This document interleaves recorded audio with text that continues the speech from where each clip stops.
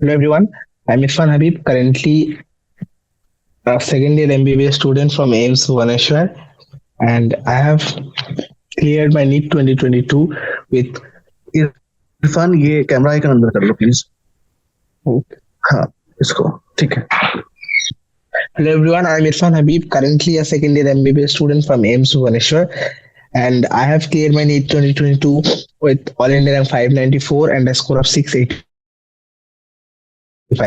তো আজ আমরা শুরু করতে যাচ্ছি chapter number 9 of class 11 NCERT, সেটা হচ্ছে বায়োমলিকিউলস। অর্থাৎ প্রথমে যদি আমরা এই টার্মটাকে ভাঙার চেষ্টা করি, বায়ো মানে হচ্ছে যা কিছু জীবিত, তাই তো, জৈব। আর মলিকিউল, মলিকিউল মানে কণা, তাই তো। অণু, অণুগুলি, অনেকগুলো অণু মিলে যখন একটা এন্টিটি তৈরি করে তখন সেটাকে বলা হয় মলিকিউল, রাইট? তো বায়ো মলিকিউল। এবার এখানে আরেকটা জিনিস সেটা জরুরি হচ্ছে, সেটা হচ্ছে যে আমরা কেন বায়োমলিকিউলস পড়ছি। তো তো আমরা এতদিন বা এখনো অব্দি যত কিছু দেখেছি অ্যাজ আ ওয়াইল, আমরা একটা হিউম্যান বিইং যখন দেখেছি বা কোনো একটা কোষকে যখন ডিসকাস করেছি, কোষ, কলা, তো সব ক্ষেত্রেই আমরা দেখছিলাম যেটা বাইরে থেকে আমরা চোখে দেখতে পাচ্ছি বা মাইক্রোস্কোপিতে যা দেখতে পাচ্ছি, এখন অব্দি তাই ডিসকাশন হয়েছে। কিন্তু এদের একদম মলিকিউলার লেভেলে, তাই তো, সেখানে ঘটনাগুলি কি হচ্ছে, কোষের মধ্যে কিভাবে কোষের এই যে কোষগুলি বিভিন্ন রকম কাজ করছে, মাইটোকন্ড্রিয়া শক্তি উৎপন্ন করছে, রাইবোজোম প্রোটিন তৈরি করছে। তো এই যে প্রত্যেকটা মলিকিউলার লেভেলে যখন এই জিনিসগুলোকে ডিসকাস করা হয় তখন সেটাকে বলা হয়। তাহলে আমি এই কথাটা মানে কি বুঝলাম, যেহেতু অনেকগুলো অণু একসঙ্গে থাকে তখন সেটাকে বলা হয় মলিকিউল, তাই বলতে পারি যৌগ অণুসমূহ। এবার বেসিক্যালি আমরা এই চ্যাপ্টারে যে জিনিসগুলো দেখবো সেগুলো হচ্ছে যে কিভাবে আমরা রাসায়নিক গঠনের বিশ্লেষণ কিভাবে করি, কেমিক্যাল কম্পোজিশন বা রাসায়নিক যে গঠন সেটাকে আমরা কিভাবে বিশ্লেষণ করি, এবং প্রাইমারি, সেকেন্ডারি, মেটাবোলাইট, প্রাথমিক ও গৌণ বিপাকজাত বস্তুসমূহ, বিপাকের পরে যে সমস্ত বস্তু তৈরি হয় সেগুলোকে মেটাবোলাইট বলে, এবং সেটা প্রাইমারি বা সেকেন্ডারি অর্থাৎ গৌণ এবং মুখ্য দুটোই হতে পারে। ঠিক আছে, এবার নেক্সট বায়ো ম্যাক্রোমলিকিউলস বা ম্যাক্রো মানে হচ্ছে বৃহৎ, তাই তো। তাহলে বৃহৎ জৈব অণুগুলি, প্রোটিন, প্রোটিনের গঠন, পলিস্যাকারাইড, পলিস্যাকারাইড, প্রোটিন, প্রোটিনের গঠন করে দেখে নেবো আমরা, প্রোটিন পলিস্যাকারাইড সম্বন্ধে জানবো। তারপর হচ্ছে নিউক্লিক অ্যাসিড, প্রোটিনের গঠন, এবং সবার শেষে উৎসেচক বা এনজাইম। ওকে, ওকে। সো এই চ্যাপ্টারটা বেসিক্যালি বায়োমলিকিউলস চ্যাপ্টারটা হচ্ছে একটা আলাদা ফিল্ড হতে পারে। বায়োকেমিস্ট্রি বলে একটা জিনিস আছে যেখানে আমরা জীবের কণা অণু স্তরের মধ্যে যে সমস্ত রসায়নগুলি ঘটে থাকে, তাই তো, যে রাসায়নিক বিক্রিয়াগুলি হয় যার ফলে ওভারঅল একটা কোষের গঠন বা একটা ওভারঅল কোষের ফাংশন সে বিভিন্ন রকম কার্য করতে সক্ষম। তো সেই কেমিস্ট্রি মেইন বেসিক যদি বলে সেটা হচ্ছে বায়োমলিকুলস। এবার প্রথমে আমরা যদি জানতে চাইছি সেটা হচ্ছে জীবমণ্ডলে অনেক ধরনের জৈব বৈচিত্র্য দেখা যায়, রাইট? লক্ষ্য করে থাকি। এবার কোয়েশ্চেন হচ্ছে যে সব জীবিত অর্গানিজম বা যতগুলো জীবিত প্রাণী রয়েছে বা জীবিত উদ্ভিদ রয়েছে সবাই কি একই রকমের রাসায়নিক পদ্ধতি তৈরি? তারপরে দুটো টার্ম আসে, এলিমেন্ট এন্ড কম্পাউন্ড। কোনকে বুঝি? এলিমেন্ট আর কম্পাউন্ডের মধ্যে কি পার্থক্য? এলিমেন্ট হচ্ছে যখন একই রকমের মলিকিউল, একই রকমের অনেকগুলি কণা, কার্বন কার্বন কার্বন কার্বন দিয়ে তৈরি হবে, তখন সেটাকে বলা হয় এলিমেন্ট। যখন একের বেশি আনা, একের বেশি আলাদা আলাদা অনুসমূহ, যেমন সিএন ও এইরকম, তাহলে সেটাকে বলা হয় কম্পাউন্ড। ভিন্ন রকমের অ্যাটম দিয়ে তৈরি হলে। ঠিক আছে, তার প্রথম কোশ্চেনটা কি দাঁড়ালো, যে যতগুলি জীবিত রয়েছে সবার কি সেম রাসায়নিক গঠন, অর্থাৎ সবাই কি একই রকম রাসায়নিক পদার্থ দিয়ে তৈরি, রাসায়নিক উপাদান দিয়ে তৈরি? বা সেটা হতে পারে মৌল, সেটা হতে পারে যৌগ। এবার আমরা এইটুকু শিখে গেছি যে কেমিস্ট্রিতে তোমরা কেমিস্ট্রি বা রসায়নের মধ্যে এটাই শিখে গেছো যে কিভাবে রাসায়নিক বিশ্লেষণ করতে হয়, তাই তো? এবার আরেকটা জিনিস আমরা যদি লক্ষ্য করি, যদি আমরা একটা উদাহরণ হিসেবে নিই যে একটি উদ্ভিদ কলা, প্লান্ট টিস্যু, একটা প্রাণী কলা এবং একটি যদি অণুজীবের নিয়ে আমি নিয়ে থাকি, তাহলে আমরা সেখানে কিছু কমন অণু পাবো, যেমন কার্বন, হাইড্রোজেন, অক্সিজেন এবং আরো ভিন্ন। এবার আমরা প্রত্যেকটা লিভিং টিস্যু যেগুলো রয়েছে, জীবিত যে কলাগুলো রয়েছে, জীবিত কলা যদি প্রত্যেক ইউনিট বা একক ঘরের মধ্যে যদি আমরা অ্যানালিসিস করি, ভালো করে বিশ্লেষণ করে দেখি, তো বিভিন্ন অনুপাতে পাওয়া যাবে। হয়তো কার্বন বেশি, হাইড্রোজেন কম, অক্সিজেন, তো আলাদা আলাদা অনুপাতে এদের সংখ্যা রয়েছে জীবিত কলাগুলির মধ্যে।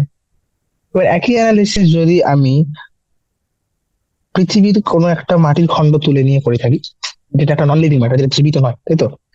তাহলে সেখানে আমি একটা সিমিলার লিস্ট পাই, হয়তো কার্বন, হাইড্রোজেন, অক্সিজেন, অন্য কিছু কিছু মৌলগুলো বা মৌল পাবো, কিন্তু ওভারঅল একটা লিস্ট সেম পাওয়া যায়। এবং সেই লিস্টের এখানে একটা উদাহরণ দেওয়া রয়েছে, এই জিনিসটা দেখছি এই সমস্ত মলিকিউলই সবার মধ্যেই প্রেজেন্ট, দুটোর মধ্যেই প্রেজেন্ট প্রায়। এবার রয়েছে যে দুটোর মধ্যে আলাদা আলাদা এরা ডিফার করে, ভ্যালুগুলি অনেক বেশি ডিফার করে দুটোর মধ্যে, ঠিক আছে? তো একটা জিনিস মনে রাখতে হবে আমাদেরকে, এখানে আমরা যদি ভালো করে লক্ষ্য করে থাকি, তো একটা জিনিস দেখা যায় যে all the elements present in sample of earth crust, মাটির খণ্ডের যে স্যাম্পলটা ছিল, তার মধ্যে যে সমস্ত মৌলগুলি বা যে সমস্ত মৌলগুলি আমরা পেয়েছিলাম, সজীব বস্তুর মধ্যেও, সজীব কলার মধ্যেও সেই সমস্ত মলিকিউল বা সেই সমস্ত মৌলগুলি বর্তমান। এবার যদি ভালো করে লক্ষ্য করে থাকি, তখন আমরা দেখেছি যে হ্যাঁ, সজীব বস্তুদের ক্ষেত্রে কার্বন, হাইড্রোজেন, এদের অনুপাতটা একটু বেশি তুলনামূলকভাবে মাটির থেকে, মানে মাটির খণ্ড যেটা রয়েছে তার তুলনায় অনেক বেশি, ঠিক আছে? তাই কি বুঝলাম, যে ওভারঅল দুটোর মধ্যে যে মৌলগুলি পাওয়া যায়, সেই মৌলগুলো অনেকটা সাদৃশ্য রয়েছে, কিন্তু কোথায় এরা ভ্যারি করে, যে না অনুপাতে। এবার সেই দিক থেকে দেখতে গেলে কার্বন, হাইড্রোজেন এই সমস্ত মৌলের বেশি পরিমাণে পাওয়া যায় সজীব বস্তুর মধ্যে। আর অন্যদিকে সিলিকন বা অন্যদিকে সিলিকন, গোল্ড, এই সমস্ত মলিকিউল যেগুলো রয়েছে, এগুলো বেশি পাওয়া যায় আর্থ ক্রাস্ট বা নন লিভিং। এগুলো সজীব বস্তুর তুলনায় জড় পদার্থের মধ্যে বেশি পাওয়া যায়, ঠিক আছে? বুঝতে গেল? এবার আমরা ওভারঅল একটা রেজাল্টটার কথা বললাম, রাসায়নিক বিশ্লেষণের যে রেজাল্ট এসেছিল সেটা আমরা এখানে টুকে দিয়েছি, কিন্তু কিভাবে আসলে আমরা রাসায়নিক বিশ্লেষণ করে থাকি, রাসায়নিক কোনো একটা উপাদানের বিশ্লেষণ আমরা কিভাবে করি, তাই তো? তো আমি যখন তোমাদেরকে জিজ্ঞেস করি, যদি আমি জিজ্ঞেস করি যে what type of organic compounds, একটা সজীব বস্তুর মধ্যে কি কি জৈব যৌগ পদার্থ পাওয়া যায়, কম পরিমাণে জৈব যৌগ পদার্থ, তাহলে জৈব যৌগ পদার্থ কি কি পাওয়া যায় একটি সজীব বস্তুর মধ্যে? এবার যদি সে এটা উত্তর খুঁজতে যায়, কিভাবে খুঁজবে? তাহলে সে তখন কি করবে, তার রাসায়নিক বিশ্লেষণ করবে, কেমিক্যাল অ্যানালিসিস, রাইট? এবার আমি একটা সজীব বস্তু তুলে নিতে পারি, যে কোনো সজীব বস্তু, আমি একটা অ্যানিমাল টিস্যু নিয়ে নিলাম, যেমন পিস অফ লিভার। আমি একটা প্লান্ট টিস্যু, আমরা উদ্ভিদ কলা নিতে পারি, যেমন হচ্ছে একটা সবজি, বা প্রাণী কলাও নিতে পারি, একটা যকৃতের একটা খণ্ড, ঠিক আছে? তারপরে আমরা এটাকে গ্রাইন্ড করি, গ্রাইন্ড মানে পিষে দেওয়া, ঠিক আছে, চূর্ণ করে দেওয়া। এবং গ্রাইন্ড ট্রাইক্লোরো অ্যাসিডিক অ্যাসিড দিয়ে, ট্রাইক্লোরো অ্যাসিড ঢেলে মর্টার এবং পেশালের মধ্যে, মর্টার এবং পেশালের সাহায্যে এটা চূর্ণ করে দেওয়া হলো পুরোপুরি। তারপরে আমরা যেটা পাবো সেটা হচ্ছে একটা পুরু কাইয়ের মতো পাই, একটা কিছু পুরু কাই, স্লারি। এবার আমরা মনে করো এইটাকে এবার কি করতে চাইছি, একটা চিজ ক্লথ বা একটা কটন, অর্থাৎ একটা মিহি কাপড় বা তুলার মধ্যে দিয়ে যখন এটাকে পাস করাই, তখন দুটো অংশ পাই, প্রথম অংশ হচ্ছে একদম আহ দেখো এরকম ভাবে যে কিছু পার্ট এখানে জমে থেকে যাবে এই তুলার মধ্যে বা মিহি কাপড়টার মধ্যে, আর কিছু পার্ট রয়েছে যারা নিচেও চলে যাবে, পাস করে যাবে। তো দুটো অংশ পাচ্ছি। একটা হচ্ছে যে পার্টটা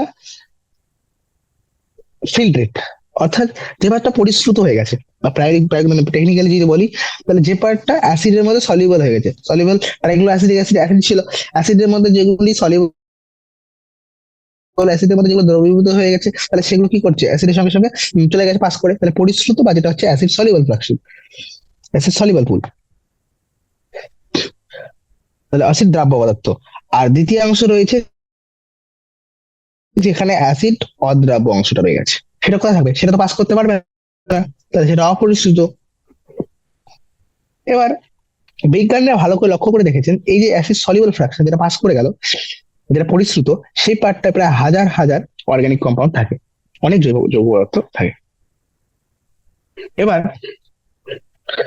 আরো যখন উঁচু ক্লাসে কেউ যদি বায়োকেমিস্ট্রি অনার্স বা বায়োকেমিস্ট্রি খুব বেশি ডিসকাশন করে, তখন আমরা দেখতে পারি যে কিভাবে একটা লিভিং টিস্যুর বাকি যে এই যে কম্পাউন্ড গুলো, একটা জৈব পদার্থ গুলির কিভাবে আমরা বিশ্লেষণ করি, তার এক্সাক্ট আরো বিভিন্ন পদ্ধতি রয়েছে। আরো বিভিন্ন পদ্ধতির মাধ্যমে আমরা বিভিন্ন টেকনিক ইউজ করে থাকি, যেখানে একটা কম্পাউন্ড থেকে অন্য কম্পাউন্ড গুলি, তাই তো, একটা যৌগ পদার্থ থেকে অন্য যৌগ পদার্থ গুলো আলাদা আলাদা করা, সেগুলির সঠিক পরিমাণে অংশ বা যেটাকে বলে, এই তো সঠিক অংশে ভাগ করা, যে কত ভাগ রয়েছে, অনুপাত, তার ফ্র্যাকশন বের করা, ঠিক আছে, এগুলি। অন্য যদি বলতে চাই তাহলে বলতে পারি যৌগের পৃথকীকরণ এবং তার বিশুদ্ধীকরণ, আইসোলেট অ্যান্ড পিউরিফিকেশন। এবার যৌগের উপর বিশ্লেষণ পদ্ধতি প্রয়োগ করে আমরা অনেক আণবিক সংকেত ব্যবহার করতে পারি, আণবিক মলিকুলার ফর্মুলা যেগুলো, তাই তো, আণবিক সংকেত এবং তার গঠনেরও একটা আমাদের আইডিয়া আমাদের চলে আসে যখন আমরা এই সমস্ত জিনিসগুলোকে, মনে করো আমি যদি একটা ফ্র্যাকশন বের করি যে হ্যাঁ C 80% রয়েছে, N 20% রয়েছে, একটা আইডিয়া পাওয়া যায় যে হ্যাঁ C4N এরকম টাইপের হতে পারে, তাই তো। তো এরকমই কিছু প্যাটার্ন রয়েছে, তোমরা যখন কেমিস্ট্রিতে যখন জিনিস মোল কনসেপ্ট নামে চ্যাপ্টারটি পড়বে, তো অটোমেটিক্যালি এসব বুঝতে পারি কিভাবে গঠন, মানে একটা মলিকুলার কম্পোজিশন জানা থাকলে আমরা সেখান থেকে তার একটা স্ট্রাকচার গঠনের আইডিয়া এবং তার মলিকুলার ফর্মুলাও আণবিক সংকেত বের করার একটা হিন্ট পেয়ে যাই, ঠিক আছে। এবার যে সমস্ত যৌগের মধ্যে আমরা কার্বন পাই, সেই সমস্ত যৌগগুলোকে বলা হয় বায়োমলিকিউলস, অর্থাৎ জৈব অণু। এবার কিন্তু সজীব বস্তুর মধ্যে যদি দেখি, সজীব বস্তুর মধ্যে শুধুমাত্র আহ, সবসময় যে জৈব পদার্থ অর্গানিক পদার্থ থাকবে তার তো কোনো মানে নেই। কিছু কিছু সময় এর মধ্যে অজৈব পদার্থ বা ইনঅর্গানিক সাবস্টেন্সও পাওয়া যায়, ইনঅর্গানিক এলিমেন্ট, ইনঅর্গানিক মৌল বা যৌগ পাওয়া যায়। কি হয় জানো, যদি এখানে আরেকটা জিনিস আমাদের করতে হবে, একটু অন্যরকম পরীক্ষা, সেটা কি করি আমরা, এখানে আমরা কি করি, একটা সজীব কলার অংশ নিয়ে নিলাম, যেমন মনে করো একটা পাতা, উদ্ভিদ কলা হিসেবে, বা একটা প্রাণী কলা হিসেবে কোনো যকৃতের অংশ নিয়ে,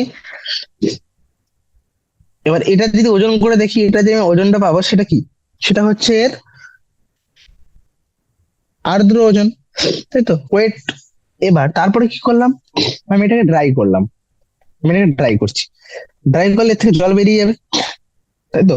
সমস্ত জল বেরিয়ে থাকার পরে এর যে ওয়েটটা পড়ে থাকবে, সেই ওয়েটটা তাহলে কি হবে, তখন শুষ্ক ওজন। এবার যদি আমি টিস্যুটাকে কমপ্লিট বার্ন করি, যদি এটাকে জ্বালানো হয়, তাহলে যতগুলি কার্বন কম্পাউন্ড রয়েছে সেগুলো সব অক্সিডাইজ হয়ে যাবে, সেগুলো সব জারিত হয়ে পরিণত হবে কিসে, CO2 তে।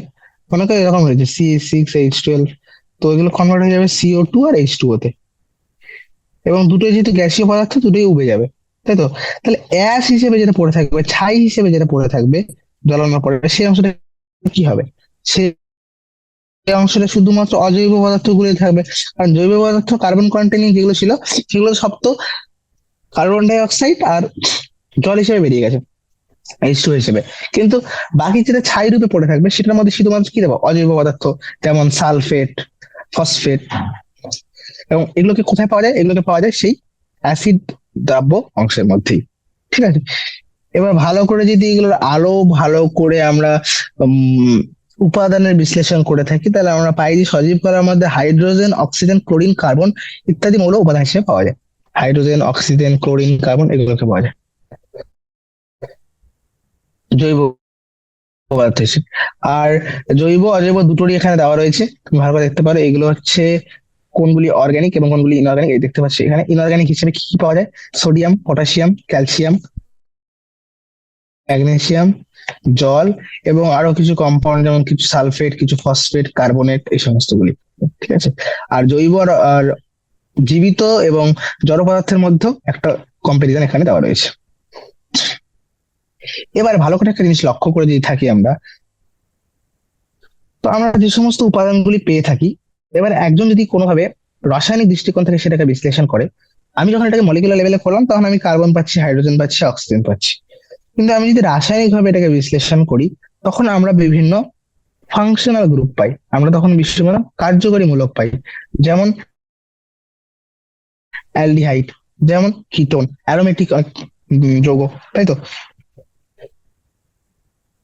এবং সেটাকেই যদি আমি একজন বায়োলজিস্ট বা জীববিদ্যা দৃষ্টিকোণ থেকে দেখি, তখন সেই যৌগগুলোকে আমি বলবো either amino acid or nucleotide, or সেটা হয়তো নিউক্লিওটাইড বেস বা নিউক্লিওটাইড খাট, বা আমি সেটাকে ফ্যাটি অ্যাসিড। তাহলে ডিপেন্ড করছে আমি কার দৃষ্টিকোণ থেকে দেখছি, আমি কিভাবে সেটাকে বিশ্লেষণ করছি। ঠিক আছে। এবার যখন আমি বললাম অ্যামিনো অ্যাসিড, তো অ্যামিনো অ্যাসিড কি আগে প্রথমে বুঝি। অ্যামিনো অ্যাসিড হচ্ছে একটি এমন জৈব উম, যৌগ যেটির মধ্যে অ্যামিনো অ্যাসিড, অর্থাৎ একদিকে থাকবে অ্যামিনো গ্রুপ, অন্যদিকে থাকে অ্যাসিড গ্রুপ, এবং যার সঙ্গে দুটোই একই কার্বনের সঙ্গে জুড়ে থাকে, এবং সেই কার্বনটিকে আমরা বলি আলফা কার্বন।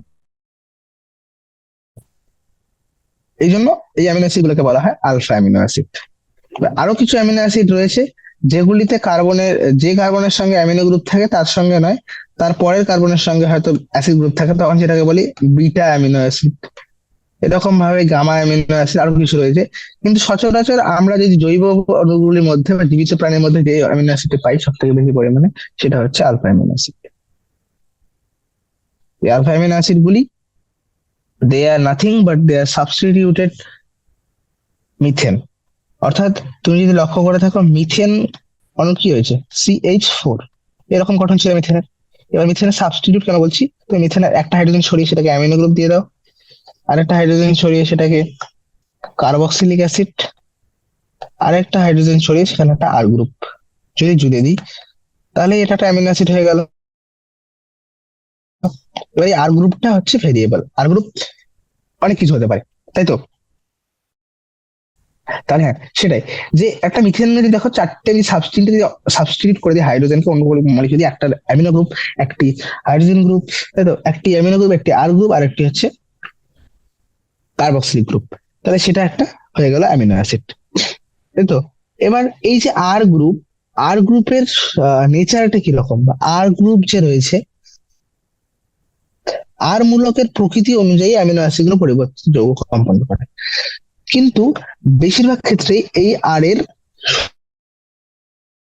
শুধুমাত্র প্রোটিনে যে সমস্ত পাওয়া যায় এরকম অ্যামিনো অ্যাসিড শুধুমাত্র 20টা অ্যামিনো অ্যাসিড এমন যেগুলি প্রোটিন তৈরি করে, এবং সেগুলি আমাদের জরুরি। কারণ অ্যাজ এ হোয়াইল আমরা যখন দেখি হিউম্যান বডিতে, মানব শরীরে বা জৈব পদার্থের মধ্যে, আমরা জৈব জীবিত প্রাণীর মধ্যে কি পাবো, প্রোটিন পাবো, এবং সেগুলি এই সমস্ত 20টা অ্যামিনো অ্যাসিড দিয়ে তৈরি।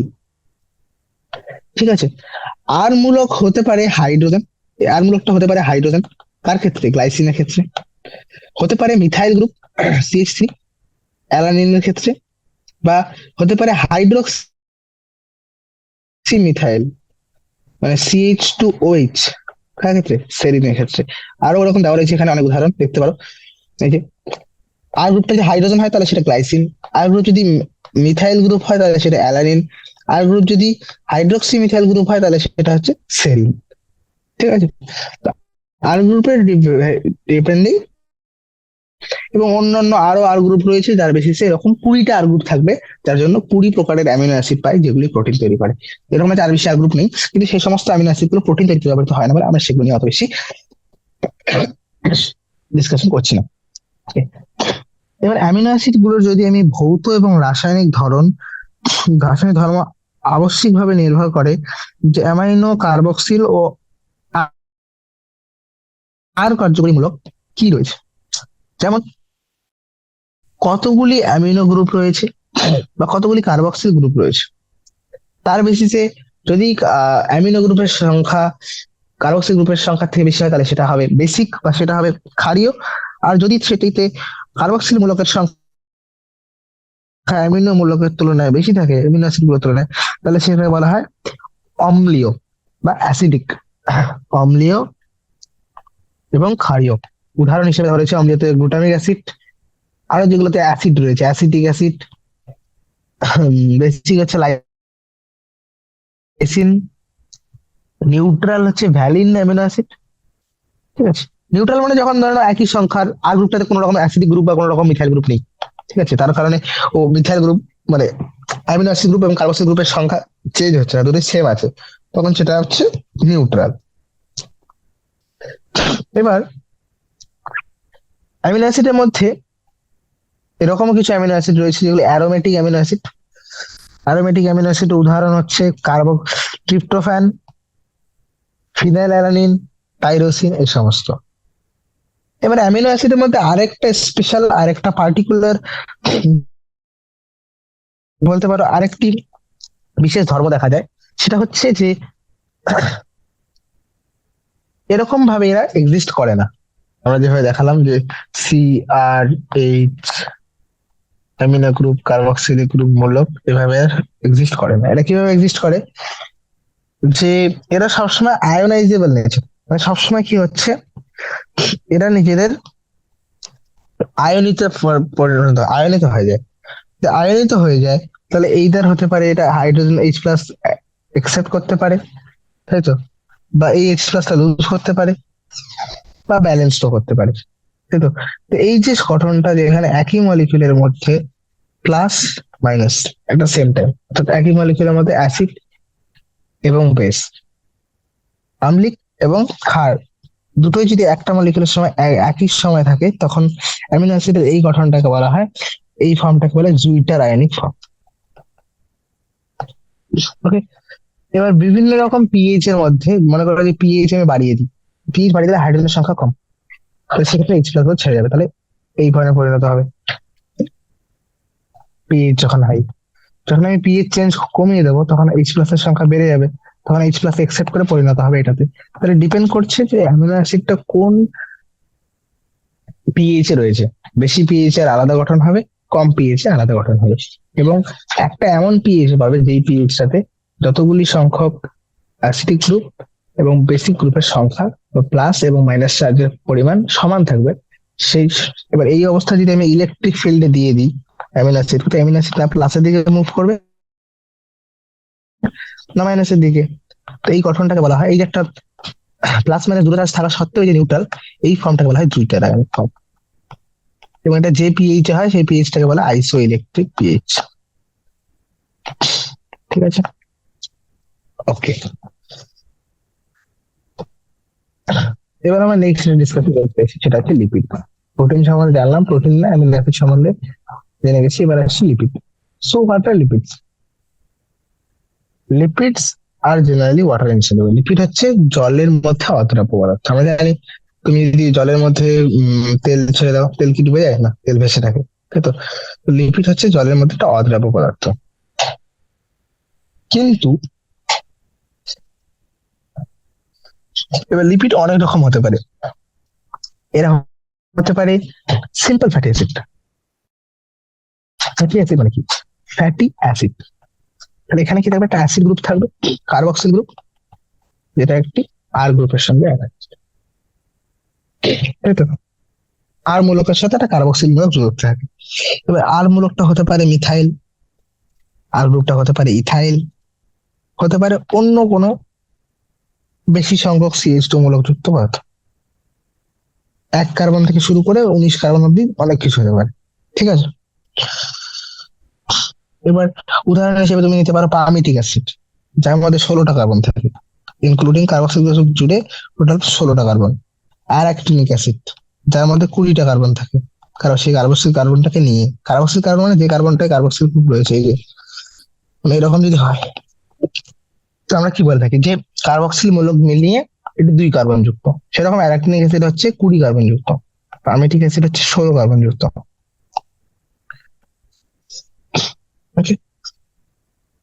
ফ্যাটি অ্যাসিড এবার হতে পারে যে ফ্যাটি অ্যাসিড গুলির মধ্যে কিছু ফ্যাটি অ্যাসিড রয়েছে, যে আর গ্রুপটা রয়েছে, আর গ্রুপের মধ্যে অনেক সময় হতে পারে কার্বন কার্বন মধ্যে double bond triple bond present, অনেক সময় রয়েছে কোনো রকম carbon double bond triple bond নেই।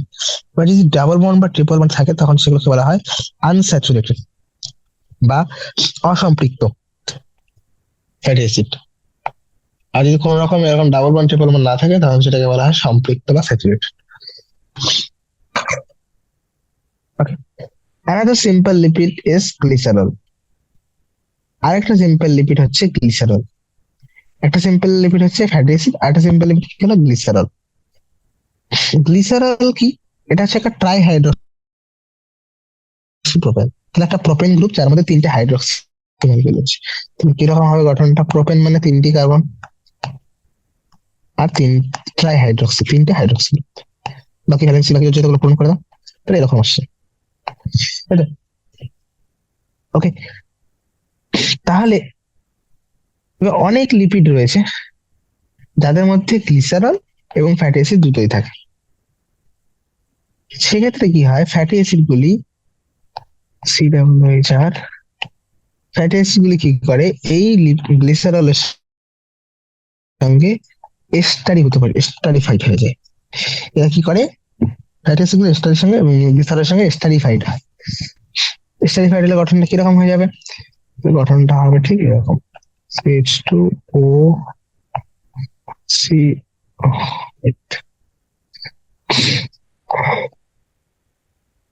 R1, CHOH। এই যে গঠনটা হলো এটা এস্টারিফাইড ফর্ম।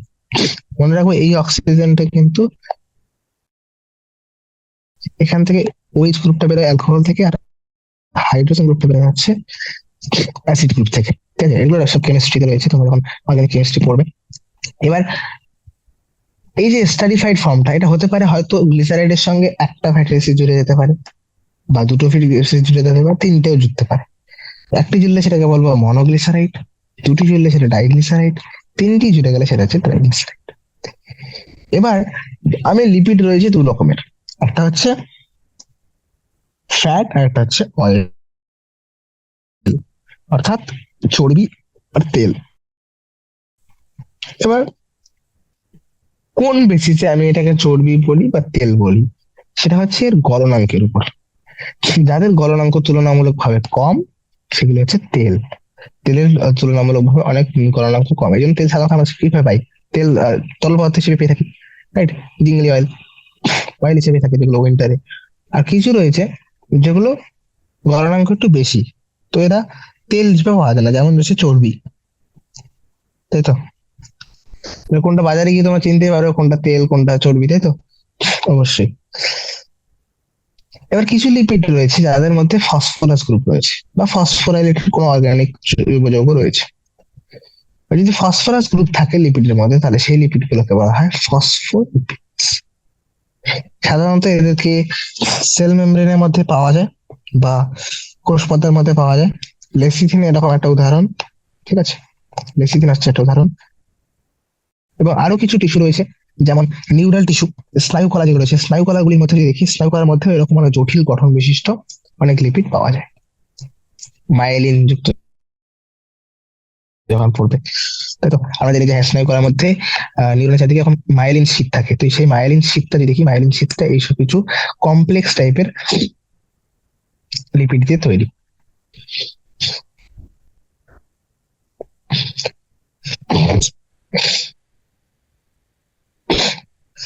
সজীব বস্তুর মধ্যে এরকম অনেক কার্বন যৌগ রয়েছে যেগুলিতে হেটেরোসাইক্লিক বলয় পাওয়া যায়, হেটেরোসাইক্লিক রিং পাওয়া যায়।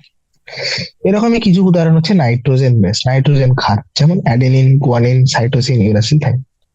এগুলোকে আমরা সাধারণত কোথায় পাই না, এরা সুগারের সঙ্গে জুড়ে থাকে, এবং যেটাকে আমরা বলি nucleoside. Sugar plus nitrogen base হয়ে যায় নিউক্লিওসাইড। তার সঙ্গে ফসফেট গ্রুপ জুড়ে যায়, স্টারিফাই হয়ে, তাহলে সেটাকে বলে যায় নিউক্লিওটাইড। এটার সঙ্গে আবার যদি ফসফেট গ্রুপ জুড়ে যায় তাহলে হবে নিউক্লিওটাইড। টাইড মানে থ্রি, তাহলে সেখান থেকে বলতে হবে হ্যাঁ টাইড থ্রি, তাহলে এখান থেকে তিনটে, এখানে তিনটে হয়ে যাবে, এখানে দুটো। সাইডে, ঠিক আছে। এবার নিউক্লিওসাইড কোনগুলি? Adenosine, guanosine, thymidine, uridine, cytidine. আর ফসফেট গ্রুপ জুড়ে গেলে, অ্যাসিড গ্রুপ জুড়ে গেলে, তাহলে সেটা হচ্ছে adenylic acid, thymidylic acid, guanylic acid. এগুলো হচ্ছে নিউক্লিওটাইড। এবার অনেক নিউক্লিক অ্যাসিড রয়েছে, যেমন ডিএনএ, আরএনএ, এগুলো হচ্ছে nucleic acid. Deoxy ribo nucleic acid আর রাইবো নিউক্লিক অ্যাসিড। এই দুটো হচ্ছে কি, এর মধ্যে একের বেশি নিউক্লিওটাইড মিলে এই ডিএনএ বা আরএনএ তৈরি করে।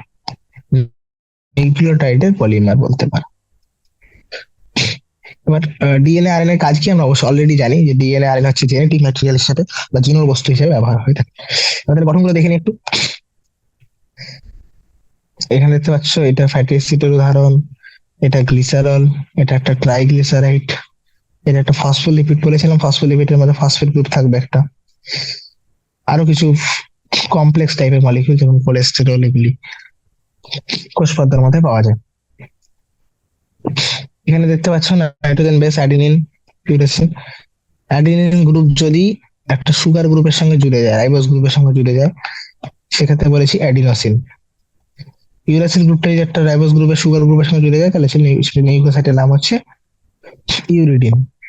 তার সঙ্গে যদি ফসফেট গ্রুপ জুড়ে গেল, তাহলে সেটা হয়ে গেল নিউক্লিওটাইড, যেমন হচ্ছে অ্যাডিনাইলিক অ্যাসিড। ইউরিডিনের ক্ষেত্রে, ইউরিডিনের ক্ষেত্রে হলে সেটা হচ্ছে ইউরিডাইলিক অ্যাসিড। এবার এই নিউক্লিওটাইড গুলো যখন একের বেশি নিউক্লিওটাইড এভাবে অ্যারেঞ্জ হয়ে যাবে, তখন সেটা হবে কি, নিউক্লিক অ্যাসিড। উদাহরণ হচ্ছে DNA, RNA, deoxyribonucleic acid, ribonucleic acid, যেগুলি জিন বস্তু হিসেবে ব্যবহার হয়ে থাকে। ওকে, তো অলমোস্ট আমরা কেমিক্যাল রাসায়নিক বিশ্লেষণটা পড়ে ফেলেছি, তাই তো? যে হ্যাঁ, কখন প্রোটিন বলতে পারি, কখন লিপিড, কোনগুলো অ্যাসিড দ্রাব্য অংশের মধ্যে পাওয়া যায়, কোনগুলো অ্যাসিড অদ্রাব্য অংশের মধ্যে পাওয়া যায়, তাই তো? এবার নেক্সট যেটা আসছে সেটা হচ্ছে মেটাবলাইটস বা বিপাকজাত বস্তু সমূহ। এটা হতে পারে প্রাথমিক, এটা হতে পারে গৌণ। এবার যদি রসায়নবিদ্যা ভালো করে রোমাঞ্চকর একটা জিনিস লক্ষ্য করে থাকি, যেখানে থাউজেন্ডস অফ কম্পাউন্ড, তাই না, প্রায় সজীব বস্তু থেকে ছোট বড় এরকম হাজারো যৌগ রয়েছে, আমরা যেগুলো পৃথকীকরণ, সংকেত রূপ সম্ভব হলে আমরা দেখলাম হ্যাঁ এদের কিভাবে গঠনগুলোই, তারপরে এদের কিভাবে পসিবল সিনথেসাইজিং দেব, কিভাবে এদেরকে গঠন তৈরি করা হয়, তাই তো? তাদের গঠন, তাদের পৃথকীকরণ করা, তাই তো? এরকম অনেক মলিকুল আমরা রাসায়নিক বিজ্ঞান মধ্যে পড়ে থাকি। এবার যদি কেউ একটা লিস্ট বানায় যতগুলো জৈব পদার্থ রয়েছে, সেই তালিকার মধ্যে অবশ্যই অ্যামিনো অ্যাসিড, সুগার থাকবেই। এবার তার সঙ্গে আরো কিছু জিনিস থাকবে যেগুলি হচ্ছে বিপাকজাত বস্তু, যেগুলো এই লিস্টের মধ্যে দেওয়া রয়েছে। তবে এরকম কিছু রয়েছে যেগুলো আমরা একটু আগে দেখলাম, এই যে এখানে যতগুলি আমরা পেলাম molecule, sugar, amino acid, lipid, nucleic acid, nitrogen ক্ষার, নিউক্লিওসাইড, নিউক্লিওটাইড, এই সমস্ত জিনিসগুলো বিপাকজাত পদার্থই ছিল। কিন্তু এগুলো হচ্ছে প্রাইমারি, বা এগুলো হচ্ছে প্রাথমিক বিপাকজাত বস্তু। কিন্তু উদ্ভিদ বা অনেক প্রাণী রয়েছে, এরা আরো কিছু এরকম উদ্ভিদ, প্লান্ট, উদ্ভিদ, ফাঙ্গাস বা ছত্রাক এবং অনেক অণুজীব, এরকম অনেক কম্পাউন্ড, এরকম অনেক হাজারো যৌগ দেখতে পাবে। যেমন মনে করো তরু ক্ষীর, তাই তো? Flavonoid, alkaloid, flavonoid, rubber, essential অত্যাবশ্যকীয় যে তেলগুলি রয়েছে, অ্যান্টিবায়োটিক, রঞ্জীয় পদার্থগুলি, সেন্ট, গন্ধদ্রব্য, গাম বা আঠা, স্পাইসেস বা মশলা, তাই তো? এই যে জিনিসগুলি রয়েছে, এগুলোকে আমরা বলে থাকি গৌণ বা সেকেন্ডারি বিপাকজাত পদার্থ বা গৌণ বিপাকজাত পদার্থ। কেন? কারণ এগুলো ডিরেক্টলি কোনোভাবেই কোনো একটা জীবের বেঁচে থাকতে সাহায্য করছে না। এরকম নয় এদের ছাড়া জীব, কোনো একটা যে জীবিত বস্তু, যে প্রাণীটা রয়েছে, যে উদ্ভিদটা রয়েছে বা যে ছত্রাক রয়েছে, সে বেঁচে থাকতে পারবে না। এগুলি হচ্ছে তার মধ্যে যে সমস্ত মেটাবলিজম হয়ে থাকে, যে সমস্ত বিপাক জিনিসগুলো হচ্ছে, তার ফলে কোনো না কোনো স্টেপের মধ্যে প্রাণ উদ্ভিদ দেহে বা ছত্রাক দেহের মধ্যে এই সমস্ত পদার্থগুলি তৈরি হয়ে থাকে বিভিন্ন মেকানিজমের মাধ্যমে, এবং যেগুলো হয়তো কোনো না কোনো ভাবে সেই উদ্ভিদের কোনো কাজে লাগছে, এবং তার সঙ্গে আমরা বিশেষ করে, তাই না, এগুলি হয়তো সেরকম ভাবে এরকম না, ওগুলো ছাড়া বেঁচে থাকতে পারবে না। কোনো একটা জীবিত বস্তু বেঁচে থাকার জন্য কিছু স্পেশাল থাকে না, এসেনশিয়াল এসেনশিয়াল নয় এগুলো, এগুলো একদম অত্যাবশ্যকীয় নয়। তো এগুলি অন্য কোনো ভাবে ব্যবহৃত হয়ে থাকে, এবং অ্যাজ এ হিউম্যান ওয়েলফেয়ার যদি বলি, আমাদের জন্য কেন জরুরি, কারণ এগুলি মানব কল্যাণে ব্যবহৃত হয়ে থাকে। সেটা রাবার হোক, ড্রাগ হোক, মশলা হোক, দ্রব্য, তাই তো, রঞ্জীয় পদার্থ হোক, বা সেটা গন্ধদ্রব্য হোক, সবগুলি হিউম্যান কাইন্ড, সে মানব কল্যাণে প্রচুর পরিমাণে ব্যবহার হয়ে থাকে। সেই জন্যই এগুলি অনেক বেশি, তাই তো, কারণ বিভাজিত পদার্থগুলি অনেক বাস্তুতান্ত্রিক গুরুত্ব রয়েছে, এই জন্যই আমরা এগুলোকে বেশি করে পড়ে থাকি। তো এরকম কিছু বিভাজিত পদার্থগুলিকে বিভিন্ন গ্রুপে ভাগ করা হয়েছে, যেমন রঞ্জক পদার্থের মধ্যে কেটে আসবে ক্যারোটিনাইট, অ্যান্থ্রাসাইন পড়বে, এগুলো বিভিন্ন রকম রঞ্জক পদার্থ পাওয়া যায়। উপক্ষার হিসেবে পাওয়া যায় হচ্ছে অ্যালকালয়েড, বা উপক্ষার হিসেবে পাওয়া যায় মরফিন, কোডেন, এগুলো ড্রাগ হিসেবে ইউজ হয়। টার্পিনয়েডস, টার্পিন গ্রুপ যেগুলি, টার্পিন, মনোটার্পিন, ডাইটার্পিন। অত্যাবশ্যকীয় তেল, লেমন গাছ অয়েল। বিষ হিসেবে অ্যাবাডিন, রিসিন। ইন ইন যেগুলোতে আসবে সেগুলো মনে রাখবো, ছোট ছোট কথা, তাই তো, in in in in toxin, এগুলো বিষ, ঠিক আছে। লেকটিন, কনকাভালামিন, যেমন রাখবো কনকাভালামিন এ হচ্ছে একটা লেকটিনের উদাহরণ। ঔষধ হিসেবে ভিনব্লাস্টিন, কার্কিউমিন, এগুলো পাওয়া যায়। কার্কিউমিন হচ্ছে হলুদের মধ্যে পাওয়া যায়, ঠিক আছে। পলিমারিক পদার্থ হিসেবে রাবার, আঠা, সেলুলোস, এগুলো সব কোনো না কোনো ভাবে মানব কল্যাণে ব্যবহৃত হয়ে থাকে, ঠিক আছে। এরপরে আমাদের সব থেকে ইম্পর্টেন্ট পার্ট, সেটা হচ্ছে বৃহৎ জৈব অণুসমূহ। এই ছকটা প্লিজ মনে রাখার চেষ্টা করবো, এখান থেকে ম্যাচ দা কলম টাইপের কোশ্চেন দিয়ে দেয়। একদিকে কোনটা অ্যালকালয়েড দিয়ে দেবে, একটা অ্যালকালয়েড উদাহরণ দেবে, টক্সিন টক্সিন উদাহরণ, ল্যাকটিন ল্যাকটিন উদাহরণ। তো ছকটা যতবার সম্ভব লিখে লিখে মুখস্থ করার চেষ্টা করবো, ফ্ল্যাশ কার্ড বানিয়ে, but try to revise it multiple times. Okay. Biomacromolecules, বৃহৎ জৈব অণুসমূহ। এবার আমি এটাকে বৃহৎ কেন বলছি? আমরা জৈব অণু অলরেডি বুঝেছি, হ্যাঁ, যে এগুলি জীব বস্তুর মধ্যে পাওয়া যায়, জীবিত প্রাণীর মধ্যে, জীবিতদের মধ্যে পাওয়া যায়, তাই এদেরকে জৈব অণুসমূহ বলি। কিন্তু এটা বৃহৎ জৈব অণু কেন বলছি, ম্যাক্রোমলিকিউল বলছি কেন? বিকজ অ্যাসিড দ্রাব্য অংশ যেটা ছিল আমার, এই যে অ্যাসিড দ্রাব্য অংশ যেটা ছিল, দেখা গেছে যে এদের ওজন প্রায় 18 থেকে 800 ডাল্টনের মধ্যে।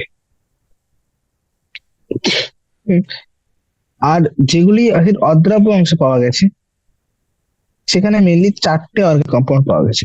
সেগুলো হচ্ছে প্রোটিন, নিউক্লিক অ্যাসিড,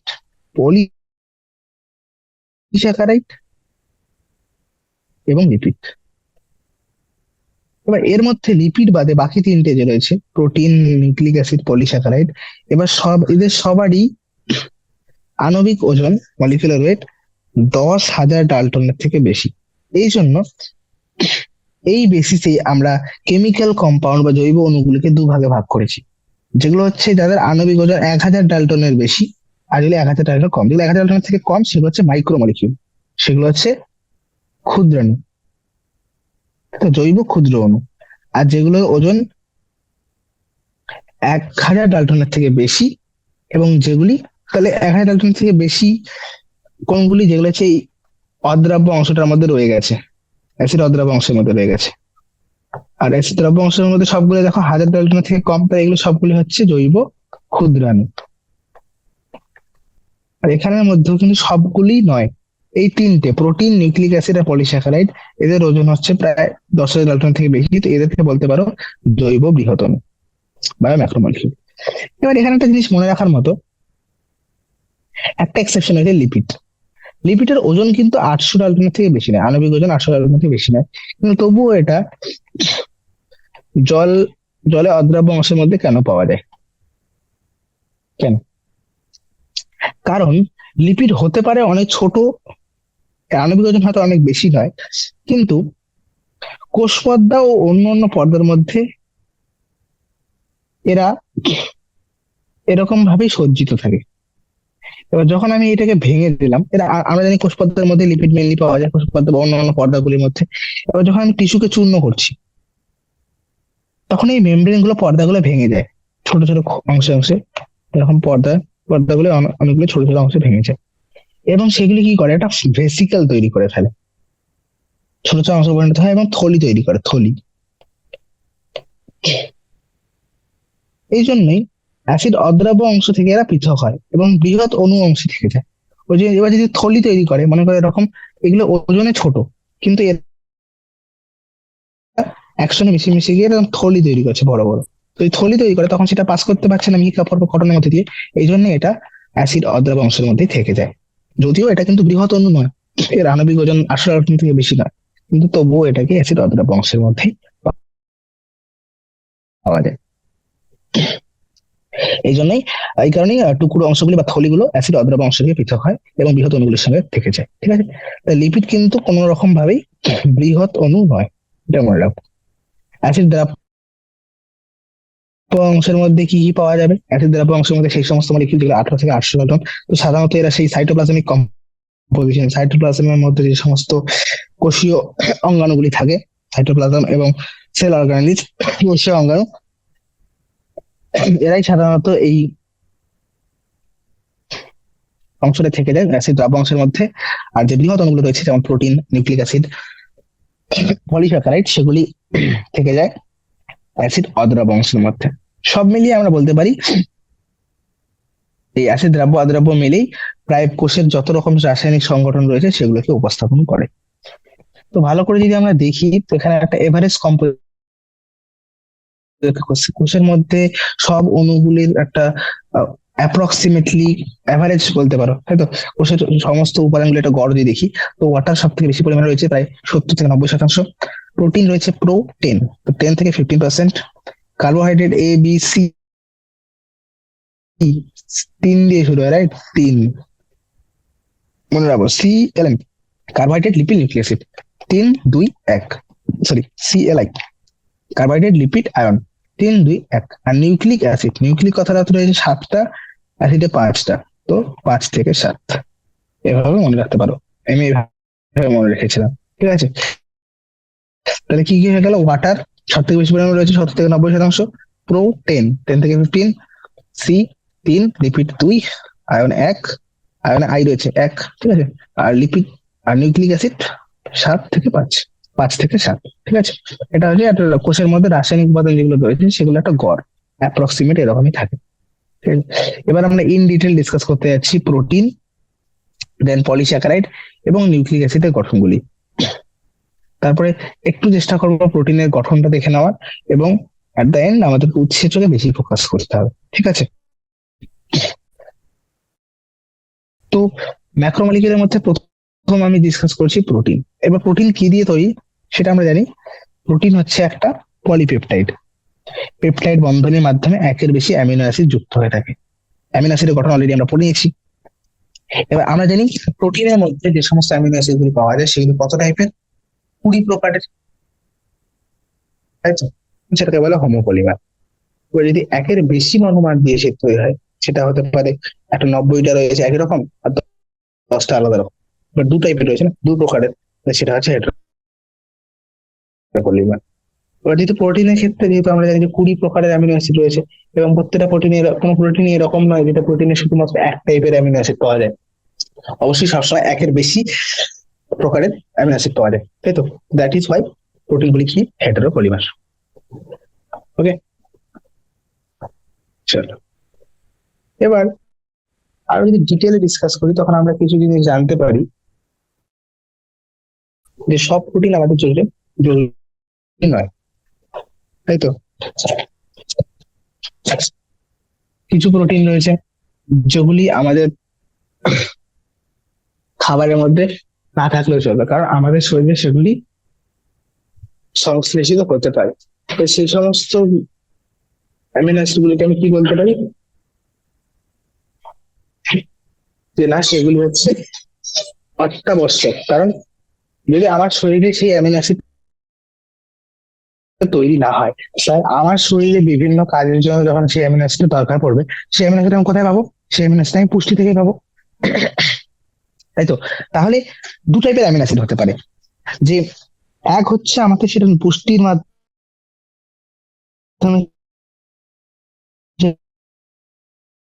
আমাকে দেহে সরবরাহ করতে হবে খাদ্যের মাধ্যমে। এবার যদি খায় পুষ্টি নিউট্রিশনের মাধ্যমে, তাহলে সেটা কি, সেটা এসেনশিয়াল বা অত্যাবশ্যক, অপরিহার্য বলতে পারো, এসেনশিয়াল অত্যাবশ্যক বা অপরিহার্য অ্যামিনো অ্যাসিড, যেটা ডায়েটের মধ্যে থাকতেই হবে, খাদ্যের মাধ্যমে দেহে সরবরাহ করতেই হয়। আর কিছু রয়েছে যেগুলো আমাদের শরীরে অলরেডি সংশ্লেষিত করতে পারে, তো খাদ্যের মাধ্যমে সেগুলোর প্রয়োজন পড়বেই না, তাই তো? তাহলে সেগুলি হচ্ছে নন এসেনশিয়াল বা অনপরিহার্য, অনপরিহার্য বা অপরিহার্য বলতে পারো। তাহলে একটা হচ্ছে অপরিহার্য, একটা হচ্ছে অনপরিহার্য, ঠিক আছে? এবার অনপরিহার্য কোনগুলি, যেগুলো আমাদের বডি নিজে থেকে তৈরি করতে পারে, আর পরিহার্য কোনগুলি অপরিহার্য কোনগুলি, যেগুলো আমাদেরকে খাদ্য সরবরাহের মাধ্যমে সাপ্লাই দিতে হয়, তাই তো? এবার প্রোটিন আমাদের শরীরে বিভিন্ন কাজ করে আমরা জানি। কিছু প্রোটিন রয়েছে যারা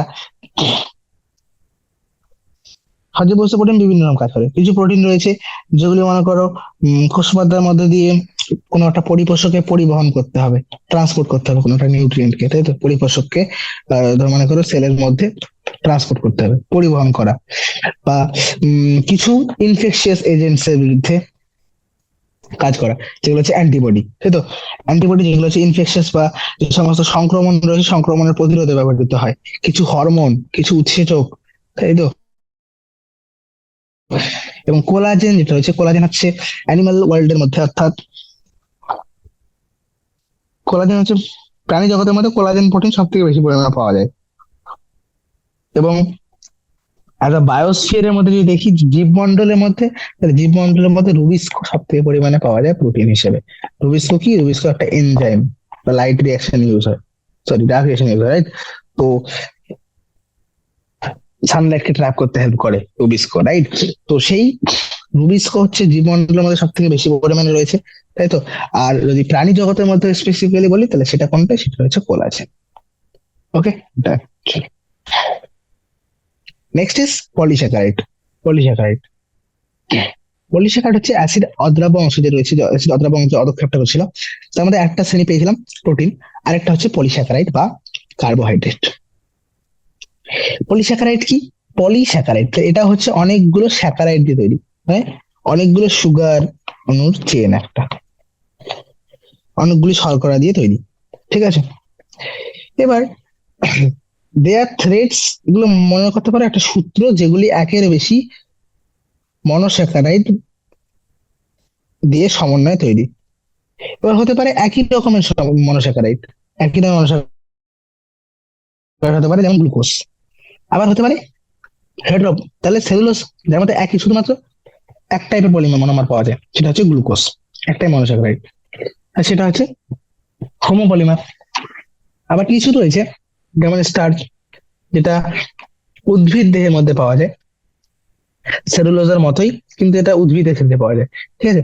সেটাও কিন্তু হোমোপলিমার, কারণ এর মধ্যে শুধুমাত্র গ্লুকোজ দিয়ে তৈরি। এবার অ্যানিমালের মধ্যে আরেকটা পাওয়া যায় ভেরিয়েন্ট, সেটা আছে গ্লাইকোজেন। এটাও কি স্টোর হাউস অফ এনার্জি, এটাও কি করে, শক্তি সঞ্চয় করে রাখে।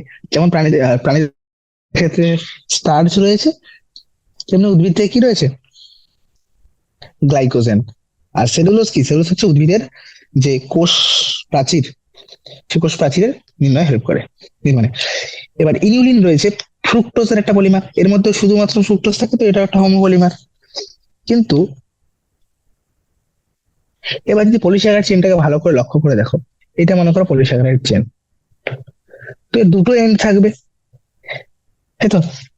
একটা এন্ড সাধারণত মনে করো গ্লাইকোজেন, যদি উদাহরণ হিসেবে নিয়ে থাকি, তো এর একটা এন্ড হবে, যে এন্ড হবে নন রিডিউসিং।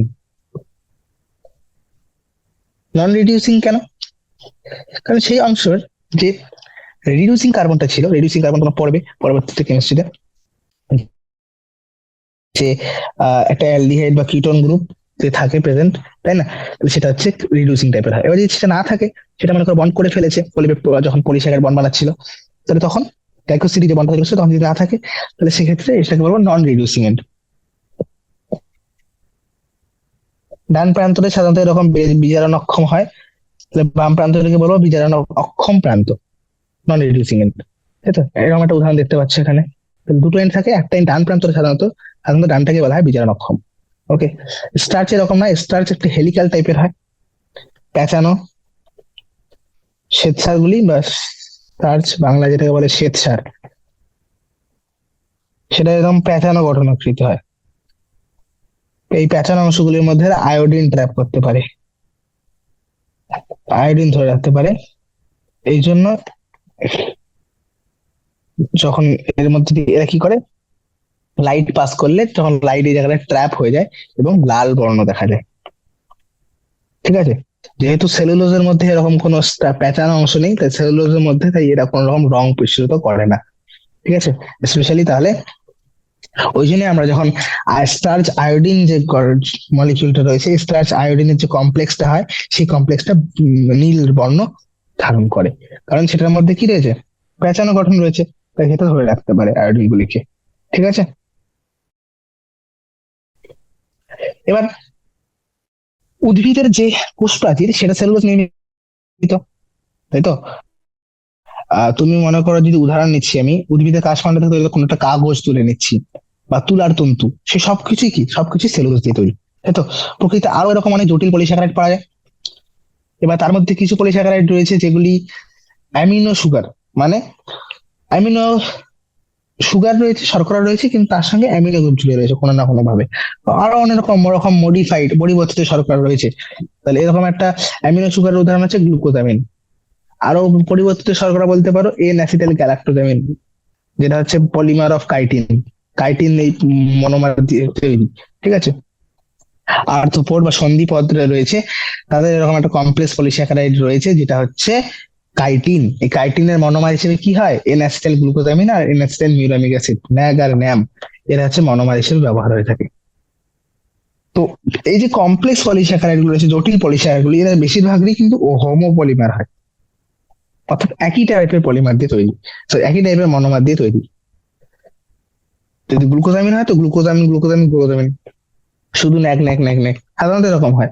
কিছু কিছু ক্ষেত্রে এরা হেটারোপলিস্যাকারাইড হতে পারে। ঠিক আছে, তবে বেশিরভাগ ক্ষেত্রে কিন্তু এরা কি হয়, হোমোপলিমার। ওকে, চলো নেক্সট ইজ নিউক্লিক অ্যাসিড। আমি অলরেডি বলেছি নিউক্লিক অ্যাসিড কি,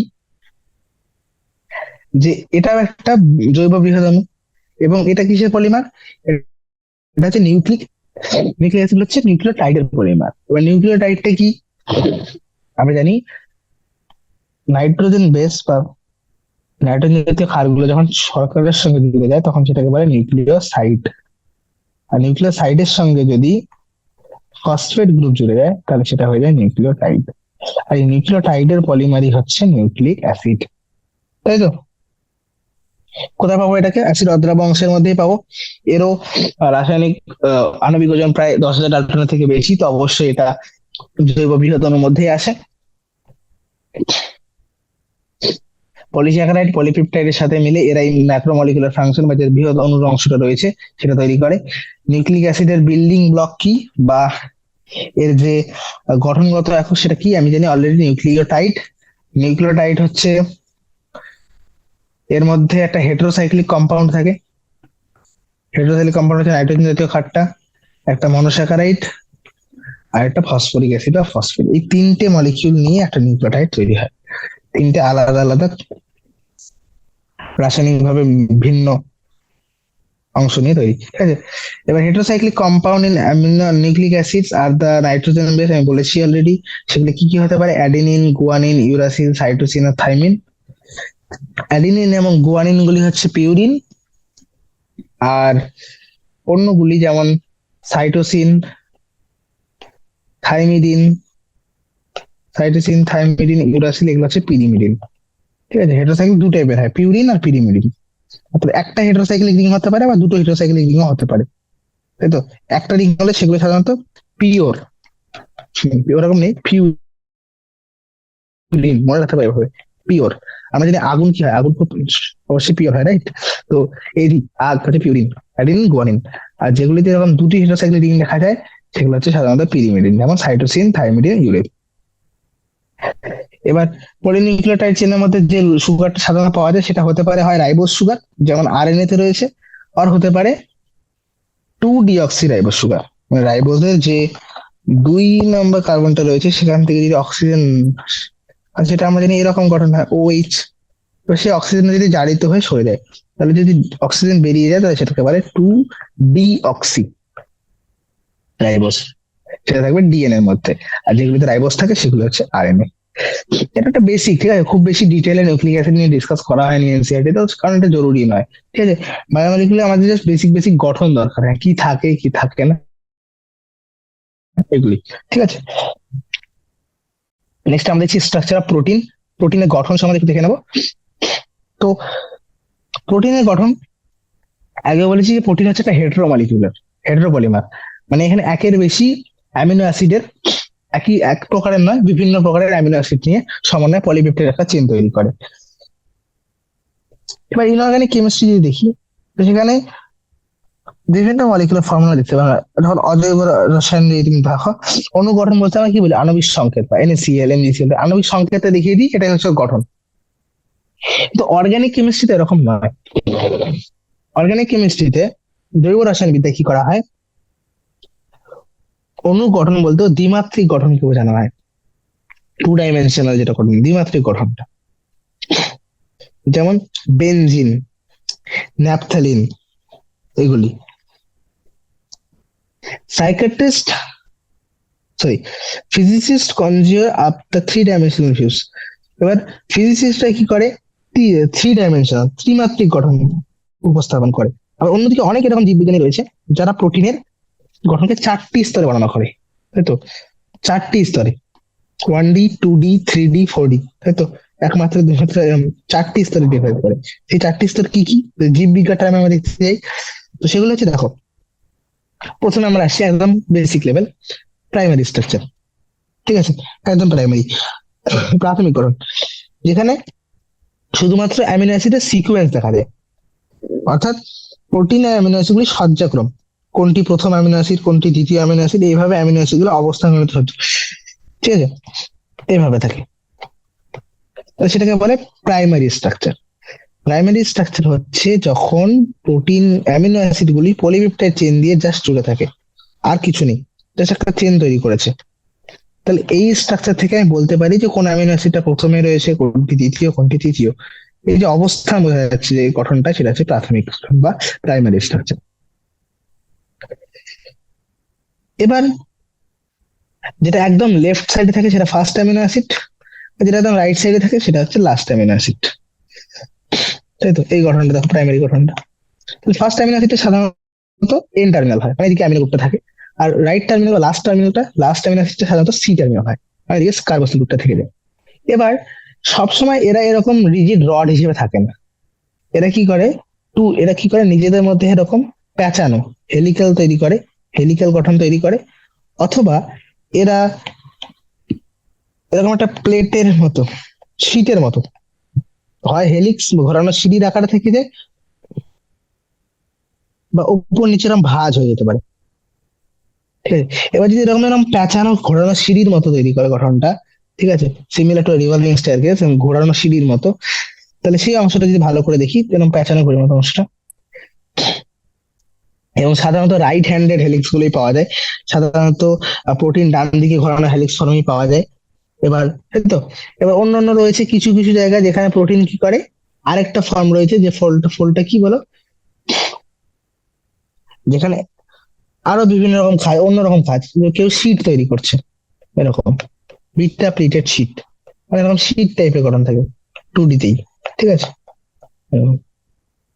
এটা হচ্ছে সেকেন্ডারি গঠন বা গৌণ গৌণ গঠন। ঠিক আছে, তাছাড়া একটি দীর্ঘ প্রোটিন শৃঙ্খল। এবার এরা কি করতে পারে, এরকম গঠন ছিল, এবার এই গঠনগুলি মনে করে এরকম তুলোর মতো, এরকম পেঁচিয়ে পেঁচিয়ে পেঁচিয়ে পেঁচিয়ে একটা ফাঁপা বলের মতো যদি উপনিষজ্জিত হয়ে থাকে, তখন সেটাকে বলবো টার্সিয়ারি গঠন বা প্রগৌণ গঠন। এবার এই টার্সিয়ারি গঠন যেটা রয়েছে বা এটা প্রগৌণ গঠনটা রয়েছে, এই গঠনটাই কিন্তু জৈবনিক কার্যকারিতার জন্য প্রয়োজন।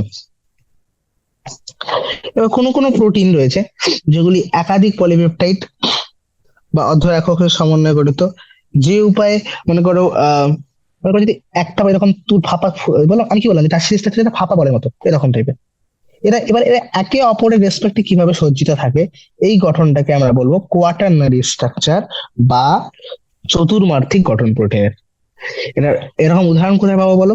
অ্যাডাল্ট হিউম্যান হিমোগ্লোবিন, সেখানে 4টা সাব ইউনিট রয়েছে, দুটো আলফা টাইপ, দুটি বিটা টাইপ। এখানে ভালো করে দেখো, এই দেখো এরকম টাইপের এই যে প্রোটিনে আলাদা আলাদা ভাবে 3D স্ট্রাকচার গুলো যখন আবার নিজেদের রেসপেক্টে আলাদা আলাদা ভাবে সজ্জিত থাকে, তখন সেটাকে বলি প্রোটিনের চতুর্মাত্রিক গঠন। উদাহরণ বলতে পারো হিমোগ্লোবিন। ওকে। আর তার তো বেশিরভাগ যতগুলি প্রোটিন, যেগুলো প্রোটিন আমাদের শরীরের মধ্যে যে কাজগুলি করে, তাই বিভিন্ন রকম কাজ রয়েছে। তো জৈবনিক যে কোনো কার্যকারিতার জন্য এই টার্সিয়ারি স্ট্রাকচারটাই জরুরি হয়, যেমন বিভিন্ন এনজাইমস এবং মায়োগ্লোবিন, এই সমস্তগুলি। ওকে, দ্যাটস অল। এরপরে আমরা প্রোটিন তাহলে ম্যাক্রোমলিকিউল গুলোর মধ্যে আমরা কি কি দেখলাম? Protein, polysaccharide, nucleic acid. এরপর আসবে এনজাইম বা উৎসেচক, যেটা সব থেকে ইম্পর্টেন্ট পার্ট। এবং এটা বেসিক্যালি কি, এটা হচ্ছে প্রোটিন। ওকে, এরপরে আমরা এখান থেকে শুরু করব এনজাইম।